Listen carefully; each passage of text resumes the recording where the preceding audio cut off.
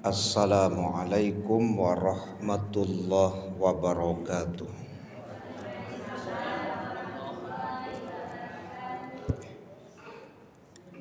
Hamdan wa syukran lillah, salatan wa salaman ala rasulillah. Ashhadu an la ilaha illallah wahdahu la syarikalah, wa ashhadu anna Muhammadan abduhu wa rasuluh la nabiyya ba'dah. Allahumma sholli wa sallim ala nabiyyina Muhammad wa ala alihi wa ashabihi ajma'in wa man tabi'ahum bi ihsanin ila yaumiddin. Qala Allah Ta'ala fil Qur'anil Karim, A'udzu billahi minasy syaithanir rajim. Bismillahirrahmanirrahim. Wa inni laghaffarul liman taba wa amana wa amila sholihan summa tadah. Dan sungguh aku maha pengampun bagi yang bertobat, beriman dan berbuat kebajikan, kemudian tetap di dalam petunjuk. Surat Toha surat ke-20 ayat 82. Pengurus beserta Bapak Ibu jamaah maghrib yang dirahmati Allah, alhamdulillah, puji syukur kehadirat Allah Subhanahu wa Ta'ala atas limpahan taufik dan hidayah Allah. Kita baru saja mendirikan sholat maghrib berjamaah. Kemudian salawat dan salam kepada Nabi kita Muhammad sallallahu alaihi wasallam, keluarga beliau, sahabat beliau, pengikut-pengikut beliau yang mengikuti beliau dengan ihsan sampai hari kemudian. Semoga kelak di hari kiamat kita mendapatkan syafaat dari Rasulullah sallallahu alaihi wasallam. Amin. Bapak Ibu jamaah yang dirahmati Allah, di awal kita membaca surat Toha ayat 82. Ayat yang kandungannya sering dibahas oleh para mubalik dan asatid. Malam hari ini kita akan kembali membahas apakah namanya tadabbur atau namanya adalah tadzkirah dari surat Toha ayat 82 untuk kebaikan hidup kita di dunia dan akhirat. Bapak Ibu jamaah yang dirahmati Allah, yang pertama yang akan kita bahas itu berkaitan dengan kalimat wa inni laghaffar. Dan sesungguhnya aku adalah maha pengampun. Allah itu maha pengampun. Ada 3 catatan Bapak Ibu dari para ulama berkaitan dengan Allah maha pengampun ini. Yang pertama, kita tidak boleh berputus asa terhadap ampunan Allah di balik sifat manusia yang memang tidak bisa lepas dari yang namanya salah. Karena Nabi pernah mengatakan setiap anak Adam itu berpotensi berbuat salah. Dan sebaik-baik orang yang berbuat salah itu kan bertobat. Maka tidak boleh kita berputus asa terhadap ampunan Allah. Kalau berputus asa berarti kita bisa masuk dalam kategori orang-orang kafir, orang-orang zalim. Kalau berputus asa. Kita ambil salah satu contoh Bapak Ibu. Begitu luasnya ampunan Allah. Dalam sebuah hadis yang diriwayatkan Imam Muslim, hadis ini juga sering kita bahas. Man sabbahallaha fi duburi kulli salatin salasan wa salasin wa hamidallah salasan wa salasin wa kabbarallah salasan wa salasin wa qala tamamal mi'ah la ilaha illallah wahdahu la syarikalah lahul mulku wa lahul hamd wa huwa ala kulli syai'in qadir. Barang siapa setiap selesai sholat membaca subhanallah 33 kali, alhamdulillah 33 kali, Allahu akbar 33 kali, lalu ditutup sehingga genap menjadi 100 dia dengan kalimat la ilaha illallah wahdahu la syarikalah lahul mulku wa lahul hamdu wa huwa ala kulli syai'in qadir, ghufirat khotoyahu, maka dosanya akan diampuni Allah. Wa in kanat misla zabadil bahar, walaupun dosanya sebanyak buih yang ada di lautan. Ibu tahu berapa luas lautan? Saya yakin tidak tahu. Saking luasnya lautan itu Bapak Ibu, tidak ada yang bisa menghitung luasnya laut itu Pak. Kalau ditanya berapa banyak buih yang ada di lautan, tambah bingung lagi Pak. Bagaimana akan menghitung banyaknya buih yang ada di lautan? Tapi jaminan dalam hadis Nabi ini Bapak Ibu, walaupun dosa kita sebanyak buih yang ada di lautan, Allah ampuni. Coba ya. Nah ini yang dimaksud Allah Maha Pengampun itu Pak. Makanya pendapat ulama, bersungguh-sungguhlah dalam amal-amal yang bisa menghapus dosa kita itu, bersungguh-sungguh. Ya. Kita kan sering membahas ini Bapak Ibu. Ya kalau membaca zikir sambil sholat ini ada yang nampak kesungguhan Pak. Tapi ada yang seperti tidak bersungguh-sungguh. Ya kan? Pokoknya selesai baik gitu kan. Kalau yang bersungguh-sungguh itu kan memang berhati-hati dia Pak. Yang tigo-tigo itu ya tigo-tigo. Mana tigo-tigo itu kan itu. Karena ini kan zikirnya muqayyad. Ya, jelas dia Pak mana yang tiga-tiga itu. Subhanallah 33, alhamdulillah 33, Allahu akbar. Saking hati-hatinya dulu pernah saya sampaikan kepada Bapak Ibu kan. Ya, saya lihat ada seorang imam yang begitu hati-hati Pak. Ya cie-cieknya Pak. Subhanallah. Subhanallah. Subhanallah. Subhanallah. Duduk subhanallah itu dicie-cie kok Pak. Ya. Sehingga dia yakin bahwa subhanallah yang dibacanya itu memang 33 Pak. Awak kadang kala bahasa Irak saya. Tah 33 entah barang. Pokok dibaca saya. Ya kan? Ini zikirnya muqayyad Pak.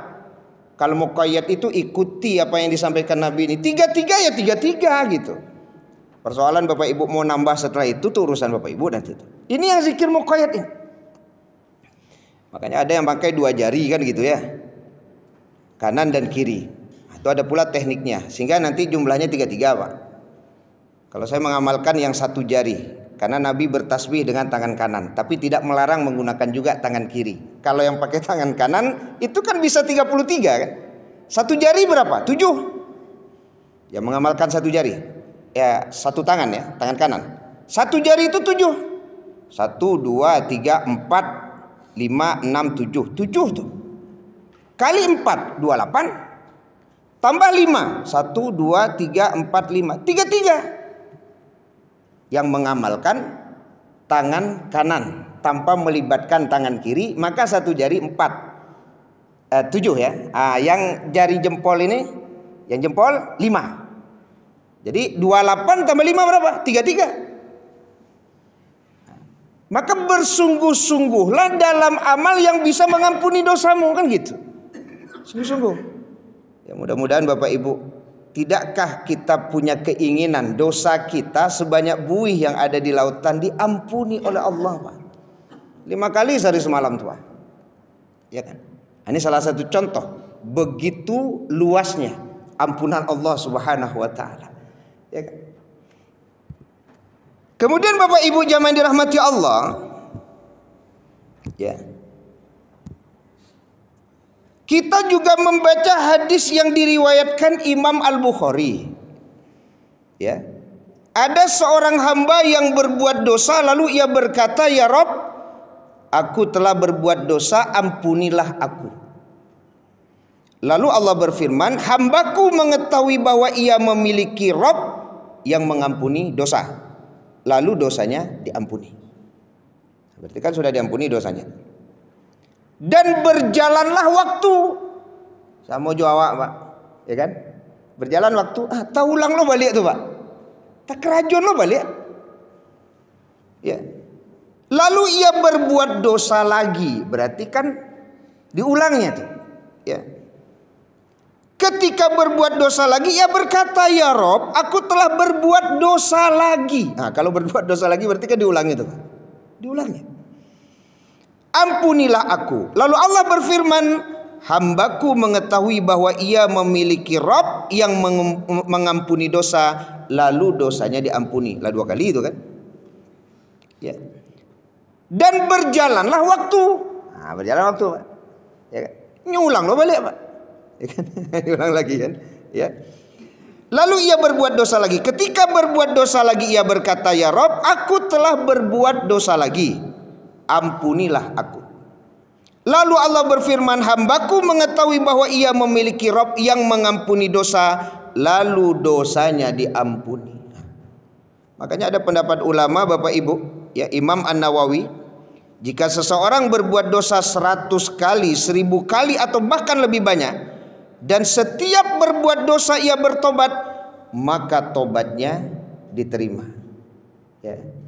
Tapi ini tidak menjadi alasan orang kemudian tidak takut berbuat dosa, karena habis berbuat dosa itu kan bisa bertobat lagi gitu. Kalau bisa bertobat, beruntung kita Bapak Ibu. Kan pernah saya sampaikan, ada orang yang pernah berkata, "Ambo ndak takut bazina do Pak." Yang ambo takut itu pas bazina tuh mati. Berarti kan tidak jadinya berzina tuh, Pak. Tidak jadi berzina dia, Pak. Karena yang ditakutinya itu kalau dia berzina, saat berzina mati, Pak. Kalimatnya kan agak sedikit ekstrim itu kan. Ambo tidak takut berzina tuh, Pak. Yang ambo takut itu kalau berzina tuh mati. Pas berzina mati. Nah, berarti kan tidak jadi dia berzina, Pak. Kalau habis berzina masih hidup bisa bertobat, Pak. Tapi kalau saat berzina mati, nah, kapan mau bertobat? Pas berzina mati. Ya. Jadi seberapapun orang mengulang dosanya, Pak, Allah ampuni. Tapi yang kita takuti itu endingnya itu bukan tobat, tapi endingnya justru saat berbuat dosa dan maksiat. Nah, itu yang ditakuti gitu. Ya. Nah, jadi Bapak Ibu jamaah dirahmati Allah Subhanahu wa taala, kesimpulan dari Imam An-Nawawi, mau 1000 kali pun bahkan lebih daripada itu diulang-ulangnya dosanya, kalau dia mohon ampun kepada Allah, Allah ampuni dosanya. Nah, ini yang disebut la ghaffar, itu Allah Maha Pengampun. Luar biasa maha ampunan Allah ini. Nah, Bapak Ibu jamaah dirahmati Allah Subhanahu wa taala, ya. Baik. Itu poin yang pertama. Yang kedua, dari firman Allah surat Toha ayat 82, ya, sebagaimana yang disampaikan oleh para ulama, tidak boleh kita menjelek-jelekkan saudara kita karena perbuatan dosa dan maksiat yang dilakukannya. Kalau dikatakan itu haram, menjelek-jelekkan atau merendahkan orang karena dosa dan maksiat yang dilakukannya. Ada sebuah hadis Bapak Ibu, ya, yang diriwayatkan Imam At-Tirmidzi. Man ayyara akhahu bidzanbin lam yamut hatta malahu. Siapa yang menjelek-jelekkan saudaranya karena suatu dosa, maka ia tidak akan mati kecuali mengamalkan dosa tersebut. Ini ancamannya kalau kita suka menjelek-jelekkan orang karena perbuatan dosa. Boleh jadi nanyo kerajon di orang tubuh awak lo mangarajon besok tuh. Kalau ndak di awak, boleh jadi di keturunan awak. Karena kita suka menjelek-jelekkan orang karena perbuatan dosanya, Pak. Ndak boleh. Ndak boleh. Ya. Bahkan menurut Ibnul Qayyim, setiap maksiat yang dijelek-jelekkan pada saudaramu, maka itu akan kembali kepadamu. Maksudnya, engkau bisa dipastikan melakukan dosa tersebut. Makanya apa kata Ibnu Abbas? Sampai anjing pun aku tidak berani menjelek-jelekkannya karena khawatir aku nanti mirip dengan anjing itu. Itu yang ditakutkan Ibnu Abbas. Anjing saja Ibnu Abbas tidak berani menjelek-jelekkannya, Pak. Karena khawatir akan sama dengan anjing. Apalagi menjelek-jelekkan manusia karena perbuatan dosa dan maksiat. Makanya hati-hati memberi label Bapak Ibu. Amaknya pazina tuh mah. Itu bahaya itu Bapak Ibu. Itu melabelkan namanya itu Pak. Itu yang uyirat namanya itu. Tidak boleh itu. Ya. Amaknya pazina. Tidak boleh Pak. Ya. Boleh jadi nanti kembalinya ke kita atau kepada keturunan kita. Karena di situ menjelek-jelekkan namanya. Kalau menasehati silakan dinasehati. Tapi kalau kalimat tadi enggak Pak, semata-mata menjelekkan. Kalau cerita ujuk kawan, lain tahu. Tetangga awak yang di ujung tuh, amak itu pazina. Itu apa gunanya disebut seperti itu tuh Pak? Enggak boleh, seolah-olah kita lebih baik dari orang yang melakukan perbuatan dosa dan maksiat kan. Yang belum tahu kita Pak. Jangan-jangan mereka itu sebenarnya dalam rangka ada rasa takut kepada Allah. Cuman Pak, belum ketemu dengan taubat ini. Tapi takut itu ada Pak. Asalkan berbuat dosa takut. Asalkan bazina takut. Asalkan bazina takut. Ada rasa takutnya. Cuman belum mampu dia memberhentikannya. Kita tidak tahu Pak. Maka tidak boleh melabelkan yang seperti itu. Ya. Kecuali memang ada maksud dan tujuan. Apa tujuan kita menyebut Pak bahwa amaknya itu pazina? Itu apa tujuannya? Ya. Kalau dia masuk dalam mencela itu tidak boleh. Tidak boleh Bapak Ibu. Ya. Atau ada kalimat ya. Payah sa amak tu sembayang 5 waktu tu. Kerajo bagunjing sa. Itu apa maksud Ibu? Dan maksud kalimat itu untuk apa? Itu kan bisa menjelek-jelekkan orang atau menjatuhkan orang. Kalau bapak ingin menasehati, ibu ingin menasehati, nasehati aja. Bu, tidak boleh bagunjing, habis pahala awak. Itu baru nasihat. Tapi kalau kalimat tadi itu bukan nasihat itu Bu. Itu menjelek-jelekkan, itu yang uyirat itu Pak. Payah sih Bu tuh sembahyang 5 waktu masih. Kerajo bagunjing saya. Tidak boleh itu. Itu uyirat namanya itu Pak. Uyirat, tidak boleh. Karena tujuannya hanya untuk menjatuhkan orang itu. Tujuannya hanya untuk menjelek-jelekkan orang itu Pak. Itu melabel, hati-hati melabel Pak. Ya, tidak boleh itu. Itu yang harus berhati-hati ketika ada orang berbuat dosa dan maksiat. Ya, siapa yang menjelek-jelekkan saudaranya karena suatu dosa, maka ia tidak akan mati kecuali mengamalkan dosa tersebut. Jadi jangan main-main Pak. Main-main. Ya. Hati-hati dengan bahasa itu. Dan kalau tujuannya jelas tidak ada masalah. Ya, kalau tujuannya jelas. Tapi yang terjadi kan tidak seperti itu. Ya, orang melabel tuh kan. Melabel. Ya. Nah, itu kan agak tipis ya bedanya ya. Kalau di kita kan sering sekali kalimat-kalimat seperti itu keluar gitu. Raso dak badoso gayo menyebut itu dah. Raso biasa saya menyebut Pak. Raso biasa saya. Ya. Dia tahu apanya tuh. Apanya tuh pemakan riba tuh. Tidak boleh seperti itu. Itu apa gunanya kok disebut seperti itu? Gunanya. Tidak ada gunanya, Pak. Apa gunanya? Kecuali untuk menjelekkan orang saja itu. Tapi kalau seandainya Bapak Ibu mengambil pelajaran, sekali lagi tidak masalah. Tapi kalau mengambil pelajaran, jangan dilabel ke orangnya kan. Tidak boleh awak makan riba kau sansai duit awak, itu boleh. Tapi jangan dilabelkan ke orang. Ini apa makan riba itu mah patui anak mada saudara. Kenapa melabelkan dosa seperti itu gitu? Badak kamada anaknya aja. Apa kerajo ndak ada batu aja lah. Jadi nan batu itu kerajo ibu kita. Itu tibanya. Itu ndak boleh itu, Bu. Itu yang kita menganggap hal biasa dalam kehidupan kita, Pak. Melabel orang dengan sesuatu yang buruk karena memang dia berbuat dosa dan maksiat. Seolah-olah kita itu lebih baik dibandingkan mereka. Itu sebenarnya ndak boleh. Ndak boleh. Tapi kalau memang tujuannya ada ndak masalah kan? Ya. Tapi rata-rata biasanya orang kalau menyebut-nyebut keburukan atau dosa itu biasanya uyirot deh, menjatuhkan. Tidak boleh. Ya, karena kita tidak tahu Bapak Ibu, endingnya nanti seperti apa tidak tahu. Karena ketika kita melabel orang itu pezina, Pak, dia masih punya kehidupan. Bisa Bapak Ibu menjamin bahwa dia sampai mati itu pezina? Tidak bisa, Pak. Endingnya tidak tahu, Pak. Tidak tahu gitu. Jangan-jangan endingnya itu bertobat, sementara hidup kita endingnya tidak bertobat, Pak. Karena hidup masih berproses gitu. Ya. Tapi kalau sekali lagi kalau ingin menasehati, nasehati saja. Kalau ingin mengambil pelajaran, ambil pelajaran. Tapi tidak untuk dijelek-jelekkan karena perbuatan dosa dan maksiat.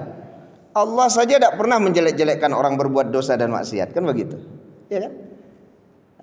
Salah satu contoh Bapak Ibu, kita kan membaca riwayat tuh bahwa di zaman Nabi Musa, ya kan ada seseorang yang dilempar oleh masyarakat jenazahnya itu ke tempat sampah, Pak.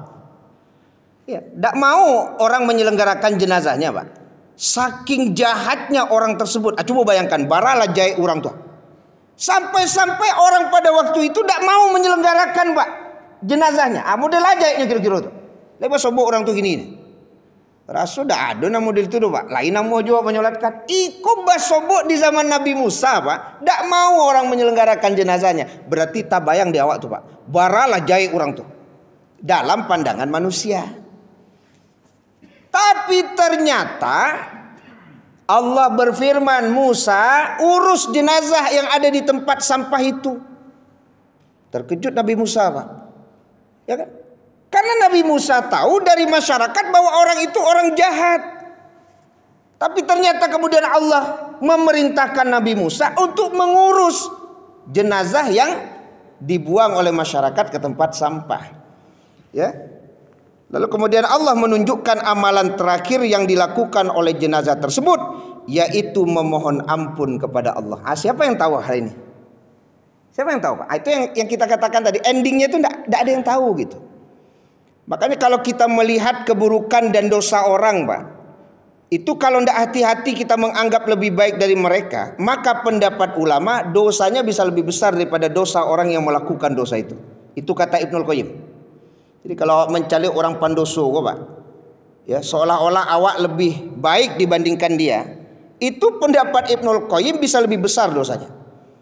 Karena di situ ada bahasa kesombongan. Di situ ada bahasa kesombongan, ya.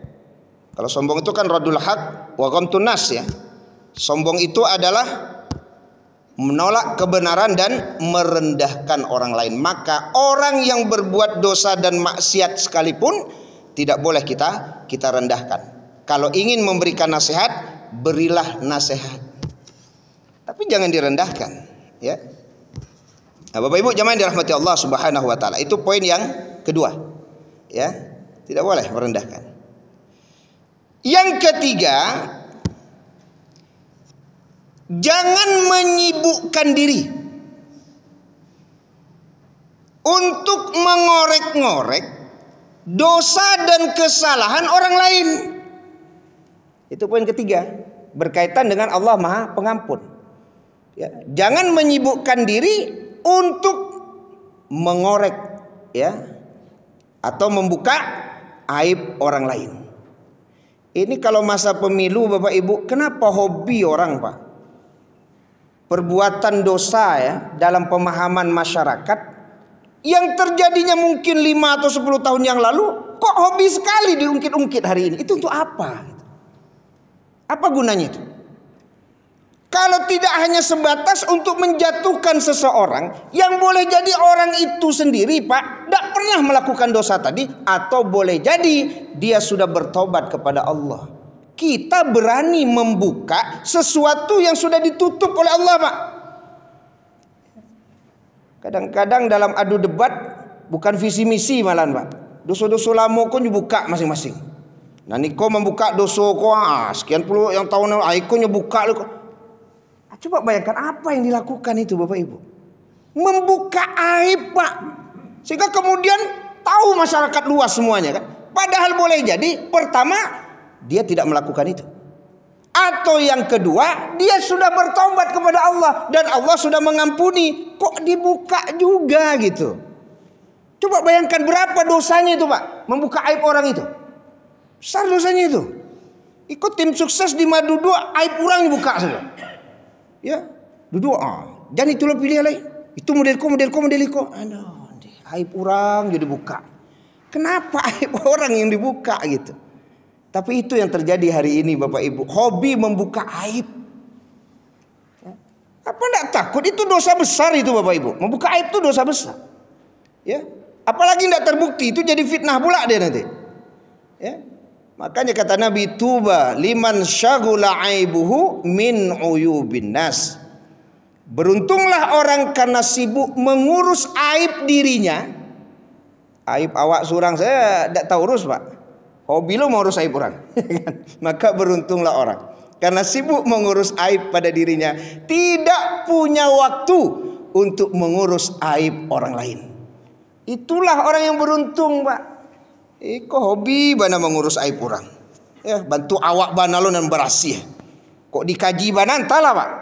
Tamanan berasi aja orang nan sabit tadi itu. Makanya firman Allah kan sudah menyatakan, ya, la yaskhar qaumun min qaumin ya, asa ayakunu khairum minhum wala nisa'um min nisa'in asa ayakunna khairum minhunna. Ya. Jangan dibuka-buka aib, jangan menghina, jangan mengolok-olok. Boleh jadi yang kita buka aibnya itu mah ternyata lebih baik daripada kita. Boleh jadi yang kita hina atau kita olok-olok itu lebih baik daripada kita. Itu 3 poin yang sering dibahas ulama dari kalimat bahwa Allah itu Maha Pengampun. Maha Pengampun. Ya. Nah, jadi jamaah yang dirahmati Allah Subhanahu wa taala, semoga kita mendapatkan ampunan Allah. Nah, kemudian di surat Toha ayat 82 lanjutannya, wa inni laghaffarul liman taba wa amana wa amila solihan summahtada. Ampunan Allah tersebut akan diberikan kepada siapa saja. Yang pertama, ampunan Allah itu akan diberikan kepada orang yang bertaubat. Berarti kan ada syarat Pak. Ya, jadi ampunan Allah itu pertama diberikan kepada siapa? Liman taba, bagi orang yang bertobat Pak. Kalau kita baca pendapat ulama, taubat itu kan dari taba ya tubuh, artinya kan kembali dia tuh. Ya, kembali. Artinya ada batasan yang dilanggar, kemudian dengan bertobat dia kembali lagi. Ya, karena ada batasan yang dilanggar. Kemungkinannya boleh jadi ada 3 kata ulama. Yang pertama, ada orang yang keluar batas Pak, lalu dia kembali dan tidak pernah lagi keluar batas. Inilah yang disebut taubat nasuha itu. Ya, jadi dia keluar batas. Kemudian boleh jadi dia belajar agama, ada masukan dari temannya, atau mungkin ada kejadian yang menimpa dirinya, sehingga ketika dia keluar batas dan kembali, maka tidak lagi dia keluar batas, tetap kemudian istiqomah di dalamnya itu. Nah, itu yang pertama, itu yang taubat nasuha itu. Kemungkinan yang kedua kata ulama, balik kepada hadis Nabi tadi Pak. Ada yang bertobat, balik lagi. Ada yang bertobat, balik lagi. Ada yang bertobat, balik lagi. Nah, itu yang kedua Pak. Ya, jangan-jangan kita masuknya yang ini nih kan. Ya, tobat, kerajuan balik, tobat, kerajuan balik. Itu masih keutamaan karena dia masih bertobat. Tapi boleh jadi ada yang ketiga, Pak. Ketika orang itu keluar batas, tidak balik-balik lagi dia, Pak. Ya kan? Tidak balik dia. Mungkin seronya, jodoso jo maksiat tuh sero, Pak. Tidak ada balik-baliknya. Ya, lah terasa lama gitu ya, berbuat dosa dan maksiat. Ya, sampai kematian mendatanginya, dia mati dalam kenikmatan berbuat dosa dan maksiat itu. Jadi ada kemungkinan tiga itu. Ya, semoga kita kalau yang pertama ya kalau kembali itu tidak balik lagi, Pak. Itu tuh tobat nasuha itu. Kalau yang kedua ini kan memang ada juga orang mengistilahkannya kan tobat sambalado sebenarnya. Tobat sambalado kan itu ya. Tapi kan tidak ada pula istilah tobat sambalado ya. Tapi orang yang bertobat kemudian karena digoda lagi oleh setan tergelincir lagi balik lagi kan gitu ya. Itu yang kedua ya. Nah, jadi orang-orang yang bertobat akan mendapatkan ampunan dari Allah. Tapi kalau umpamanya tidak mau kembali ke jalan Allah, bagaimana dia akan mendapatkan ampunan Allah? Ya kan? Tapi itu yang kita bahas di awal tadi. Belum kembalinya seseorang bukan menunjukkan bahwa dia itu hina, Pak. Belum tahu lagi. Karena dia masih berjuang itu. Kalau ditanya ke kawan-kawan, ambo layu Ustaz. Cuman ambo masih mencari baru. Alun bisa ambo meninggal. Berarti kan sudah ada keinginannya tuh, Pak. Cuman awak tidak tahu gitu. Ternyata banyak orang-orang itu Bapak Ibu yang hari ini dalam proses dia, Pak. Dalam proses dia. Ya, itu yang saya sampaikan tadi. Bukan tidak takut dia, Pak, berbuat dosa dan maksiat. Takut. Cuman belum ada keberanian untuk kembali kepada Allah. Ya. Nah, kan tidak tahu kita itu. Hidayah itu kan hak Allah itu. Ya, hak Allah. Ya, seperti yang pernah kita bahas ya dalam kajian kita sebelumnya Bapak Ibu gitu ya. Bahwa ada orang-orang yang bergelimang dosa dan maksiat tapi ternyata endingnya itu ya adalah orang-orang yang menemui Allah dalam keadaan bertobat. Endingnya. Maka jangan pernah ya sekali lagi merendahkan orang yang berbuat dosa dan maksiat. Jadi liman taba bagi orang yang bertobat. Ya, mudah-mudahan kita termasuk orang yang senantiasa ada tobat dalam kehidupan kita ini ya. Karena kalau tobat itu berarti ada kan tobat itu pertama apa Bapak Ibu? Kan ada penyesalan. Kemudian bertekad tidak mengulanginya kembali ya gitu ya. Nah, jadi ketika ada penyesalan, nah itu sudah ada sebenarnya itu. Ya, cuman mungkin belum berani deh ya. Sehingga kemudian tobatnya belum dilakukannya. Tapi kita tidak tahu Bapak Ibu ya. Kemudian yang kedua adalah wa amanah. Orang yang mendapatkan ampunan Allah itu adalah orang yang beriman. Tadi bertobat. Yang kedua beriman. Apa konsekuensi dari keimanan? Tentu menjalankan apa yang Allah perintahkan dan menjauhi apa yang Allah larang. Ya, kita ambil salah satu contoh ibadah sholat 5 waktu.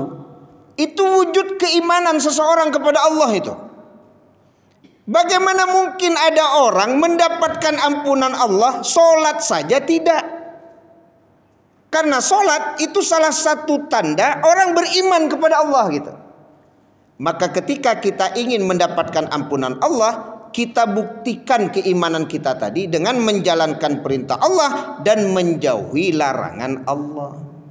Semoga apa yang kita lakukan setiap hari ini Bapak Ibu dalam rangka mendapatkan ampunan Allah. Ya, salah satunya kan sholat 5 waktu itu. Ya, bahkan setiap langkah kita ke masjid saja Bapak Ibu diangkat 1 derajat setiap langkah dan diampuni dosa kita setiap langkah. Ya, itu disebut dengan wa amanah. Ya, wa amanah. Kemudian yang ketiga, yang akan mendapat ampunan Allah itu adalah wa amila sholihah. Orang yang beramal soleh akan mendapatkan ampunan Allah. Jadi pertama adalah orang yang bertobat kembali kepada Allah. Ya, ada penyesalan dia. Kemudian yang kedua adalah beriman. Ya. Kemudian yang ketiga itu adalah orang yang beramal soleh. Tanpa kita sadari Bapak Ibu, kebaikan-kebaikan yang kita lakukan setiap hari ternyata mendatangkan ampunan Allah. Saya pernah sampaikan dulu kan, ada sebuah kisah ya yang diriwayatkan oleh Imam Bukhari berkaitan dengan diriwayatkan Imam Muslim ya dari Abi Hurairah berkaitan dengan seorang wanita pezina melihat seekor anjing di hari yang panasnya begitu terik. Anjing itu mengelilingi sumur tersebut sambil menjulurkan lidahnya karena kehausan. Lalu wanita itu melepas sepatunya, lalu menimba air dengan sepatu tersebut. Ia pun diampuni karena amalannya tersebut. Ternyata amal soleh mampu mendatangkan ampunan dari Allah Subhanahu wa taala. Padahal yang ditolong hanya seekor binatang, tapi diampuni dosa. Ya, maka semoga kita termotivasi untuk melakukan amal-amal soleh sekecil apapun. Kemudian di ayat ini Bapak Ibu ditutup ya, di surat Toha tadi itu. Apa penutup dari ayat tersebut? Summah tada. Kemudian tetap dia istiqomah dalam yang tiga itu. Jadi ada yang menafsirkan istiqomah dalam yang tiga itu artinya apa? Kesehariannya itu ya ada tobat, ada iman yang dibuktikannya, kemudian ada amal-amal soleh yang dilakukannya. Ketika yang tiga ini diistiqomahkannya dalam kehidupannya, maka yakinlah dia akan mendapatkan ampunan dari Allah Subhanahu wa taala. Nah, inilah yang ada di surat Toha ayat 82. Maka sekali lagi Bapak Ibu jamaah dirahmati Allah, semoga ending dari kehidupan kita, penghujung dari kehidupan kita, bahwa kita mendapatkan ampunan dari Allah Subhanahu wa taala. Saya buka diskusi dan tanya jawab. Ya, kalau ada silakan berkaitan dengan poin-poin yang sudah kita bahas di awal tadi. Dari Pak Wahyu. Yang lalu gitu. Ya. Kalau dikaitkan dengan pemilu pilkada misalnya. Membuka yang lalu kan maksudnya untuk melihat rekam jejaknya itu supaya tidak memilih yang tidak baik gitu. Nah, gimana itu? Terima kasih Pak Wahyu. Memang tipis apanya itu?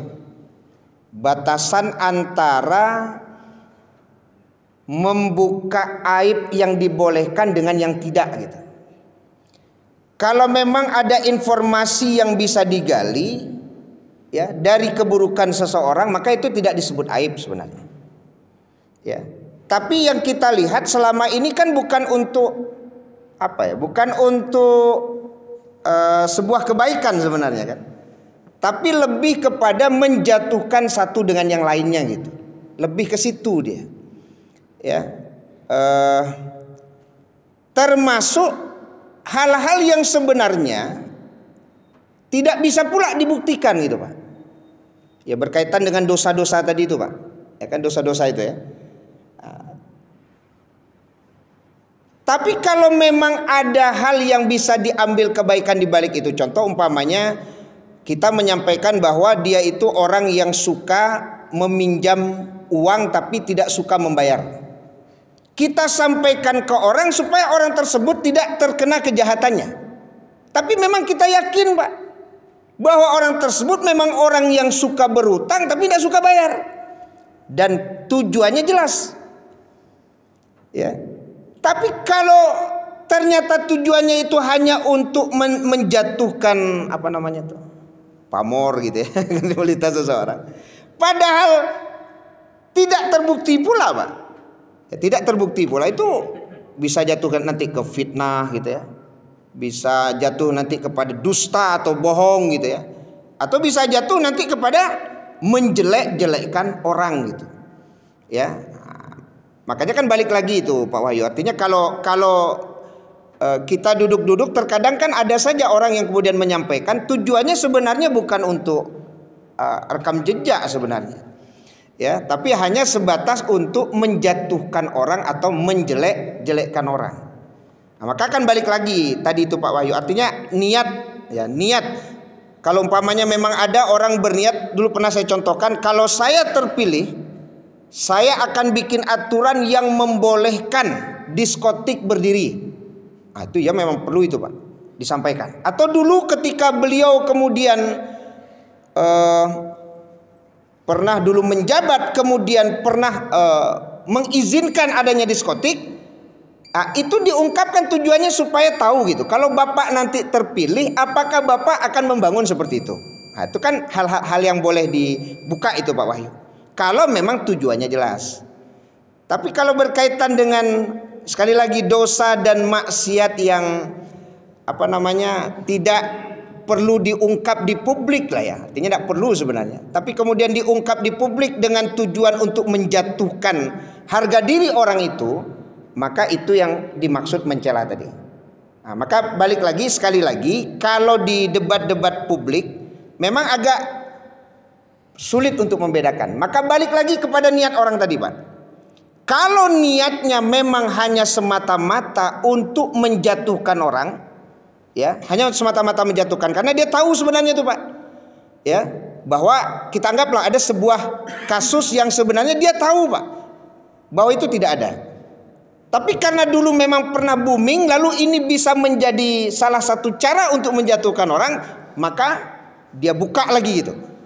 Nah, kalau niatnya hanya sebatas untuk menjatuhkan orang, maka dia melakukan dosa besar. Tapi kan balik lagi Pak Wahyu, kalau memang tujuannya untuk supaya